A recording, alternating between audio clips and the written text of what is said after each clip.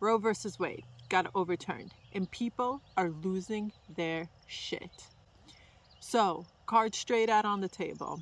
I am for abortion rights. I think that abortion should be legal. But as a female who believes that abortion should be legal, I think that the pro choice side has got things completely ass backwards.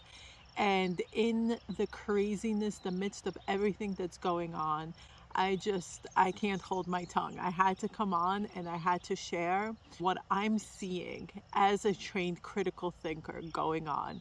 And long story short, people are being distracted with the wrong stuff.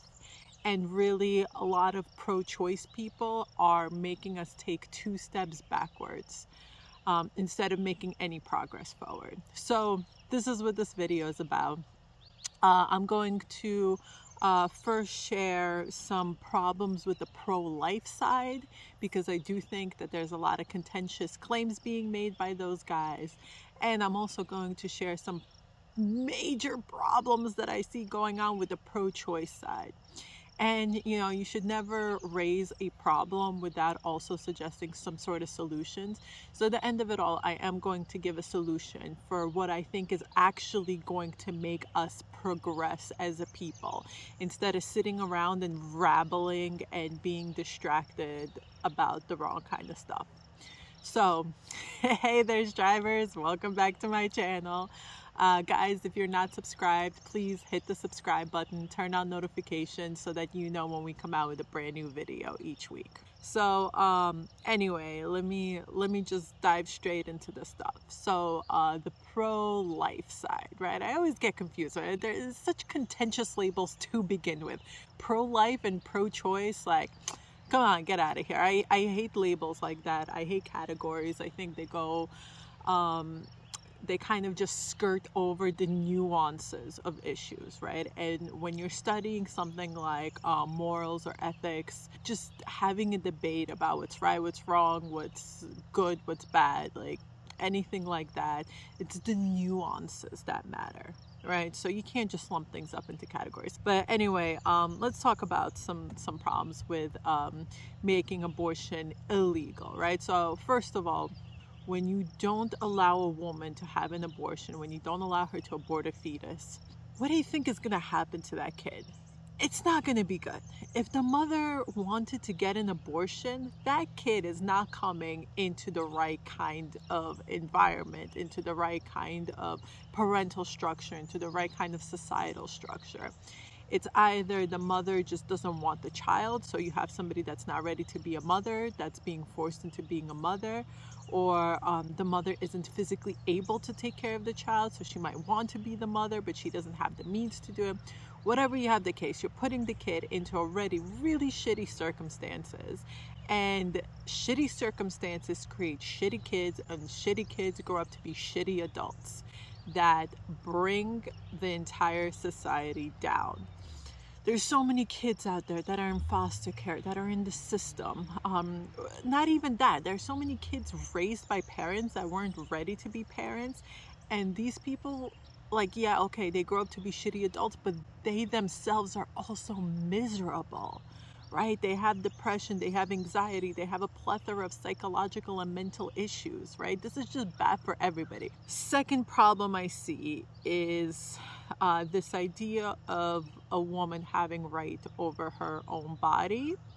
I'm going to put that in a caveat and you'll see why. I'm going to get to it. But basically my point here is, if a woman is allowed to have plastic surgery, and she's allowed to go into a doctor's office and get her body pumped full of toxic chemicals. And I know, so no judgment. I know this is sounding judgy, but I'm using this kind of emotional language just to make a point. If a woman is allowed to pump her body full of toxins, then she should be allowed to remove what is medically defined as a parasite, right? A parasite is a living creature that cannot survive on its own without a host. And that is exactly what a fetus is. Yes, I'm admitting it's a living creature, right? So we could get out that whole like argument of like, oh, is it just a clump of cells or is it a living thing? Like, yeah, okay, it's a living thing. But not all living things are allowed to live. This is the cycle of life. You know, some things just die. Some things die as kids. Some things die young. This is just the way the world works. You know, I think it's human arrogance to try and cling on to every single life for the sake of it being a life. If a fetus needs to be removed from a woman's body, in tandem with the first point that I made, especially if it makes the world a better place for everybody, and if that fetus was going to grow up to be a miserable person anyway, then why not? Like, if she removes a tumor, right? Nobody says anything about that, but a tumor is a clump of cells similar to a fetus. All right. I'm sure there's so many people there that are like, oh my God, what is she talking about? Hey, leave it in the comment section down below. I would love to have this debate with you guys. All right. So another, I think, very important thing to note is that something like abortion boils down to a private matter, and private matters have no business being in public courts.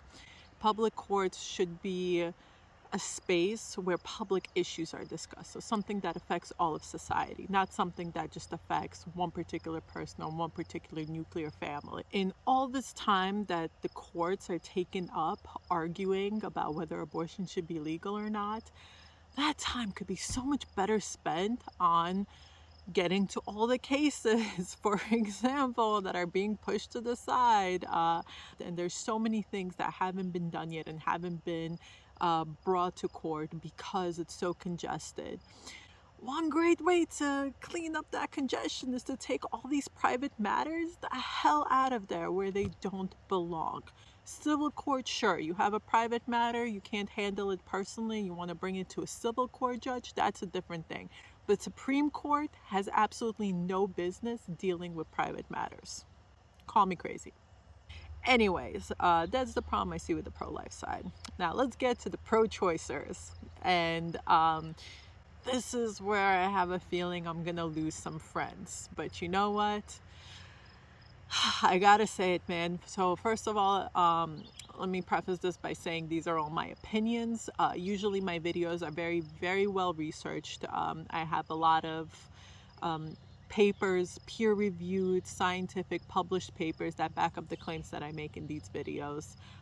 This is coming from my own point of view. Now, it's a point of view that's been trained in logic. It's been trained in critical thinking. I've been trained as a philosopher in my earlier education. It's not an opinion that I'm just pulling out of my ass.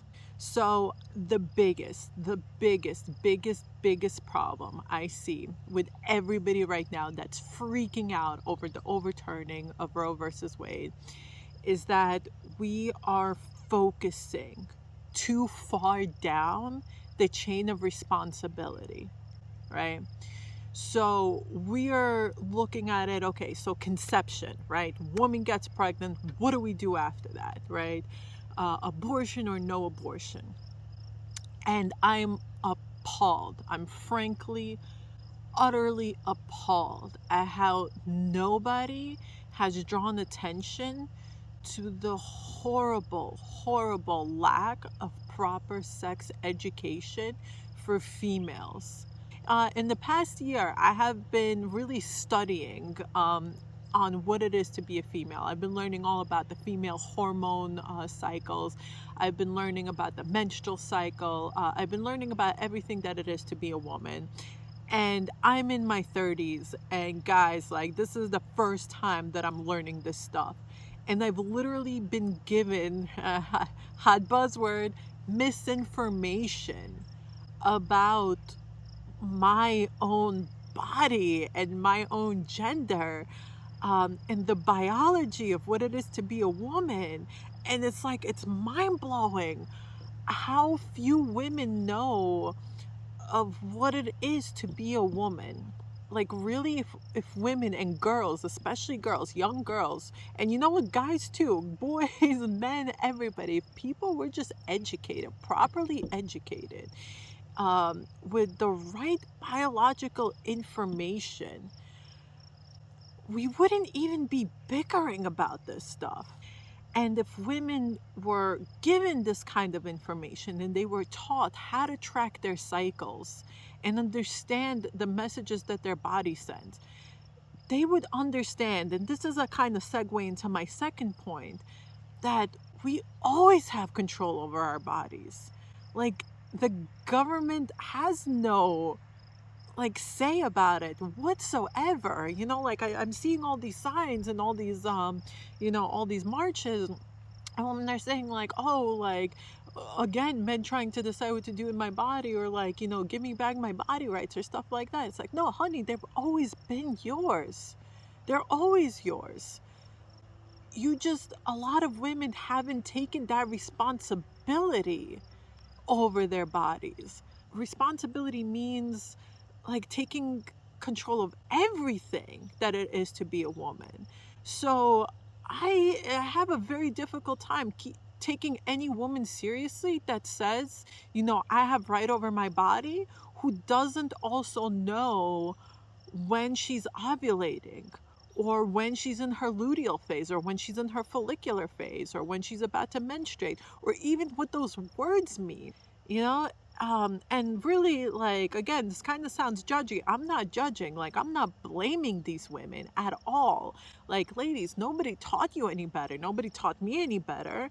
Our mothers didn't teach us this stuff, and that's because their mothers didn't teach them their stuff, and that's because their mothers didn't teach them their stuff. And really, this, like, if we follow this problem upstream, this is a societal issue. This is a problem with society, where we're like experts on what the Kardashians did last week, but you don't even know what hormonal phase you're in. Like, it's insane to me. And like, you can't tell me that some government body has authority over you when you don't stand up to take your authority. And again, this is not blaming anybody. This is meant to be a wake-up call. And yeah, take your power back, ladies. Gosh, I did it, and I got lucky. I came across the right authors, the right information, and God, my life is so completely different. I'm like fully in charge of myself. Like, yeah, okay, take away abortion rights. I don't need that. And okay, so as I'm saying this, I realize that something like rape, something like pregnancy's gone wrong, this is a completely different issue. And I'm more than sure that funds will be available for women like that who live in states where abortion is going to be illegal, to get the right kind of care that they need in another state. I see GoFundMe fundraisers for less than that, for problems that are a lot less serious than that. But I'm not talking about those people when I'm bringing up these points, right? I'm talking about the, like the, oops, I messed up, what do I do now kinds of situations when it comes to abortions. So that's a little caveat just to make it clear what I'm talking about. Yeah, so kind of going back to the rights point. So George Carlin, he's one of my favorite comedians, right? And he says that the thing about rights is that rights can't be taken away from you. If a right can be taken away from you, it's not a right, it's a privilege. If you're saying that your rights are being taken away, you are basically affirming that your autonomy over your own body is a privilege. It's not a right. And this goes back into my original point. It is a right, and it is always your right. It is always your responsibility. The power is there. The power is yours. You just have to choose to take it. Marching certainly isn't going to do anything. Look, marching worked really great for Martin Luther King Jr.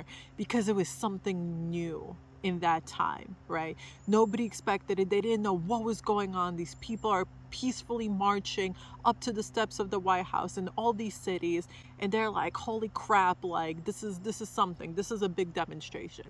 We live in an age where people march and like start gathering on the streets and squabbling over anything. It could be a big issue, it could be a small issue, and it just doesn't have any power to it anymore. So instead of wasting your time just on the streets rattling about something that nobody in the Supreme Court cares about, nobody on that Supreme Court bench is sitting there like, oh man, look at all these people out on the streets, maybe we should like change our decision right now. No, they don't care. They couldn't give a flying about it. They're sitting far away, displaced from everything, and it's not affecting their lives whatsoever, right? So do something that actually has a productive end to it.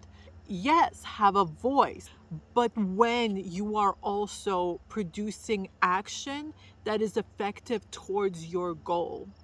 Last thing I'm gonna mention is that all this, pro-life, pro-choice stuff, one of the horrific things that I see that's going on here is that when we start talking about something like abortion rights, anything like that, birth control gets lumped in there. And birth control, hormonal birth control, is one of the biggest weapons used to subdue women and keep us down.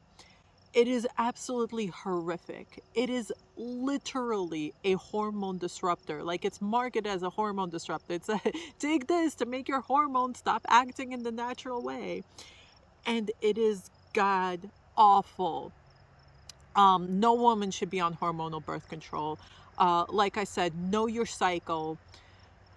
That's a great way to take charge of your birth control, because if you know your cycle, you know when you can and cannot get pregnant. There's lots of non-hormonal methods out there. And hormonal birth control, again, is just awful, awful, awful. I will make another video about this in the future, about how just terrible, terrible, terrible, wreaks havoc on women. All these Plan B pills, like, they say they're safe, they say they're effective.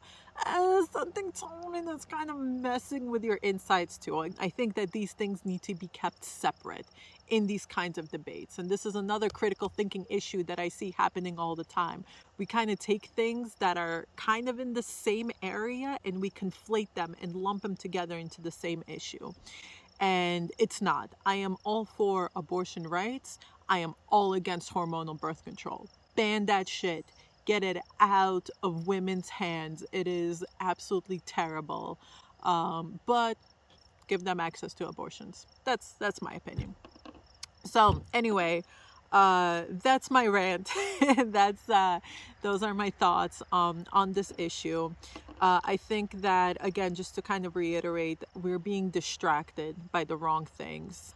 You can make abortions illegal, and it really means absolutely nothing to a woman that has accepted the responsibility over herself and has taken the power into her own hands. No government body can ever, they can make it illegal all they want to, and it just doesn't apply. It just doesn't apply. They're incommensurable, right? It doesn't, one thing has absolutely no relevancy in the other, right? Your power is your power. You've always had your power. No legislature can take that away from you. And so the solution that I see moving forward, I've already mentioned this, but I'm just going to say it out loud. We can take all these funds that are going into making picket signs and, getting us to these marches and all this stuff, all these campaigns, all these online campaigns, anything, because all that stuff takes money. Take all that money and funnel it towards proper education. Start teaching girls and women how to be in charge of themselves and their cycles. And if we have this education, nobody's gonna care whether abortion is legal or not. Again, above and beyond the rape victims and people that are having medical issues with their pregnancy, right? This is going to become a medical issue rather than an issue of freedom and liberty and equality and things like that. So that would be a really, really powerful move against the Supreme Court ruling, ladies. If you ask me, if we just all collectively doubled down on the education, took back our power, and said, look, it's no longer a matter of choice. Literally the only people that this matter applies to anymore are medical cases. Wow, what a difference that would make. Let's get a debate about this. If you disagree with me, please put it in the comment section down below. Again, I would love to have an articulate and critical discussion about this matter. But again, as far as I see it, the Supreme Court isn't going to overturn. They're overturning, at least not anytime soon. So let's actually do something that's effective and something that'll actually move us forward, rather than pushing the pause button and just, arguing and getting loud about it. Let's do it, guys. Let's rise up. Let's do this thing together. I'll see you guys in the comment section below. Thanks for listening to my rants. So anyway, strivers, ciao, guys. Keep on striving.